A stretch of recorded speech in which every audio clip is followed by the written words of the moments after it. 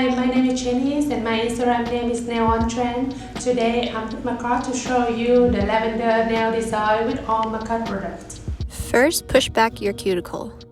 Next, apply base coat and cure. Next, apply Polygel to the inside of your dual form and use a brush and slip solution to form your nail. Apply the Polygel in dual form onto your nails. Cure your nails and then pop the dual forms off your nails. File the nails to your desired shape.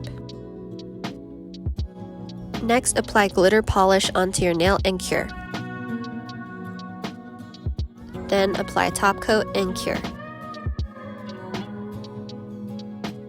Using a slightly damp brush, pick up glitter and apply to your nail. Apply rhinestones onto the nail using rhinestone glue. Finally, add a top coat and cure.